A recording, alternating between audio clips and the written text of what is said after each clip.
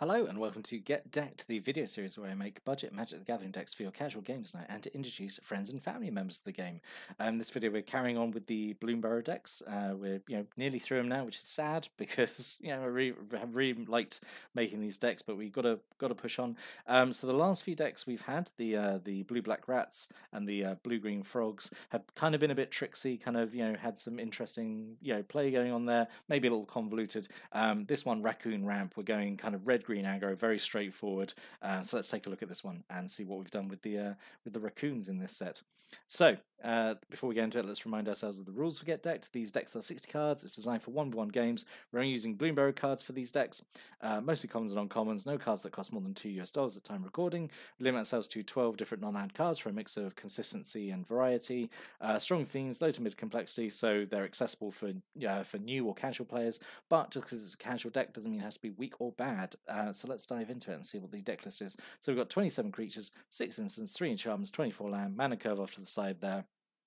And we're just going to look at this very straightforward, I think, very fun, just red-green aggro deck. So, firstly, we're going to talk about how we're winning. Well, red-green aggro, so we're going to win with really big creatures. And I thought this deck would be the perfect chance to use the Calamity Beasts from the set, all these like elemental creatures. So we've got 3 Galewind Moose, 4 and double green for a 6/6 with Flash, Vigilance, Reach, and Trample. So just a whole salad of keywords there. The fact it's got Flash, I think, is absolutely bonkers. So it can come down essentially as a combat trick and just delete anything it blocks.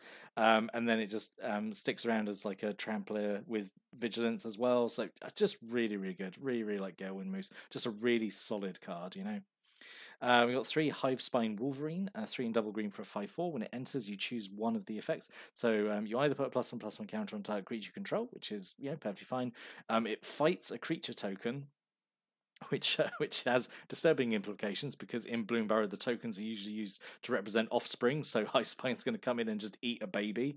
Or you can destroy an artifact enchantment for just a nice little useful bit of utility. If you are using these decks against each other, we haven't seen that many artifacts or enchantments have been used, but it's always nice to have the utility if you want to use these against other decks that are using artifacts and enchantments more often. I think most of the time you would just put the +1/+1 counter on something just to just keep hitting things harder. And then 3 Quake Tuskball, 3 in double red for a 5/5 with Reach, Trample, and Haste.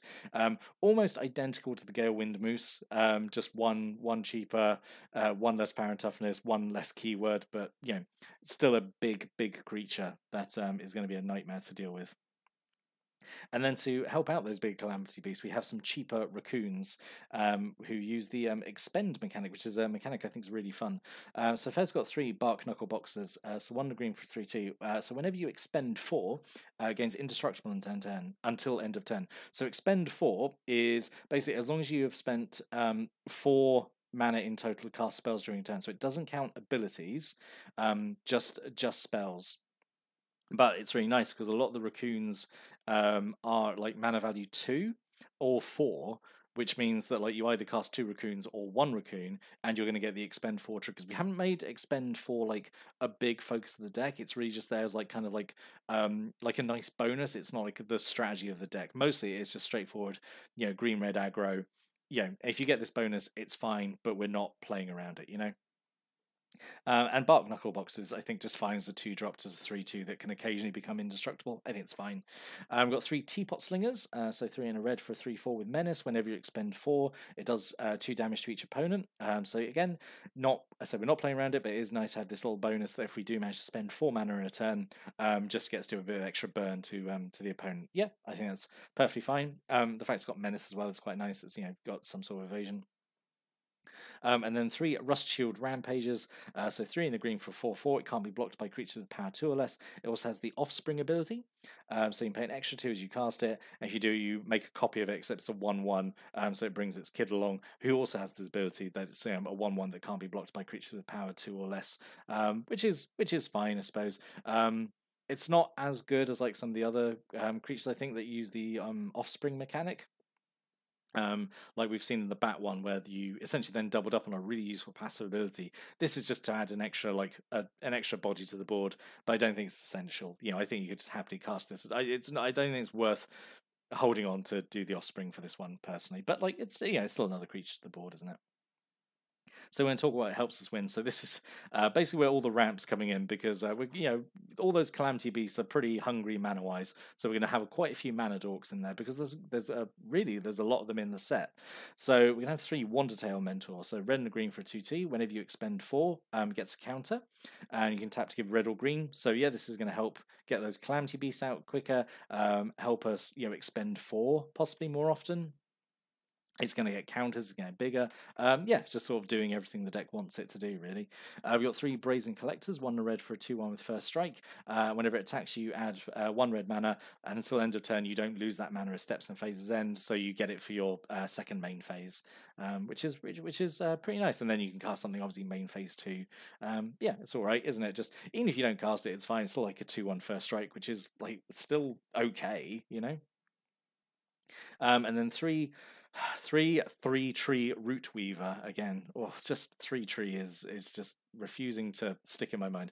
So 1 green for a 1/3, and taps give you 1 mana of any color. Just a really nice little common, honestly. Really nice little mana dork. I just really like it. And again, it's just useful in here to help us get those bigger calamity beasts out quicker. And then 3 Overprotect as a pump spell, 1 green, type creature control gets +3/+3 and gains trample, hexproof, and indestructible end of turn. So really like these days how green buff spells are just giving keyword salads, to whatever they target. This reminds me of Gaia's Gift from Brothers War, which gave like 4 keywords, which was like to my Magic the Gathering boomer brain was just like, oh my god, this is crazy. Imagine we had this back in the day. Overprotect I think is just a really nice little pump spell. It's one of these pump spells I really like, where it works equally well when you're attacking or blocking, because obviously it gives indestructible, gives hexproof, gives trample. It's just really good at basically any stage of the game, I think. So we're going to quickly talk about what stops them winning, other than hitting them with giant calamity beasts and angry raccoons. So we're going to have 3 Hunter's Talents, so 1 green. So this one, the class enchantments, which are making a nice return for the D&D sets. I've got a quibble about the art, which I'll get into in a minute, but we're going to talk about the abilities first. So when it comes in, a creature you control does damage equal to its power type which you don't control, so it's a bite effect for 1 green at sorcery speed, which is fine. You spend 1 green, you get it up to level 2. So whenever you attack, target attacking creature gets +1/+0, gains trample in end turn. So that's nice, I think, just to have a constant. The option to give something just a little power boost and trample, which is always nice. And then at level 3, so all these abilities are cumulative. So if you go up to level 3, you still have the level 2 ability. At the beginning of your own step, if you control a creature with power 4 or greater, you draw a card. Bit of extra card draw, never hurts anyone. Potentially the thing you're giving +1/+0 to with the second ability is going to help trigger this third ability. I think it's just like a really fun little card. We get multiples of them out as well. That's just going to be like a really good time. Right. Very quick quibble about the art.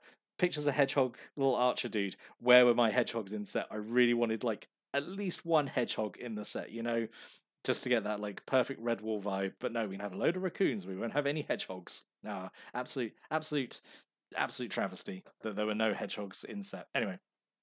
Not even in the commander set, actually, which is really weird. Like this artwork is false advertising of hedgehogs. I need justice for my quill pickles.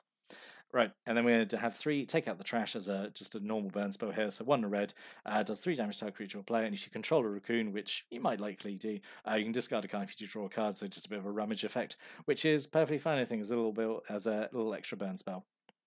So we're going to talk about the mana base quickly. So 3 Oak Hollow Villages. So taps give you colours, taps give you green, but you can only spend that to cast a creature spell. We can spend 1 green and tap, put a +1/+1 counter on each frog, rabbit, raccoon, or squirrel you control that enter the battlefield this turn. Got a whole bunch of raccoons. We've got so much mana ramp. There is a potential that you cast multiple in the turn, and for like 1 green to give them all a +1/+1 counter is really, really good, I think. I talked a lot about this in the frog deck last time, but this is really good. I really like the green village. And then we've got 3 Rockface Village, which is sort of along the same lines. Taps give you colours, taps give you red, but you only cast a creature spell. We can play 1 red and tap it to give a lizard, mouse, otter, or raccoon +1/+0 and haste until end turn. Activate only as a sorcery, so you can't do it mid combat.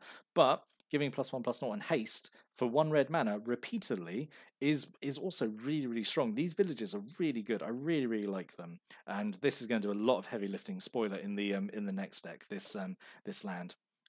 Really like these villages. They work really well in this deck, I think. And then we're going to have 11 forests and 7 mountains to round us off. So I'd love to know what you think about this deck. I know it's fairly standard, like red green aggro. There's always room to improve it in some way. Are there any substitutions you'd make? Any cards maybe you were expecting to see in here that weren't included, or any sort of like things you'd like to see more of? I don't know. Like, stick a comment down below your thoughts on the deck. And I hope you've enjoyed looking at this one. But I'll be back next time with the last of the Bloomburrow decks next time. So I hope you join me for that. But until then, thanks for watching and listening, and have a great day.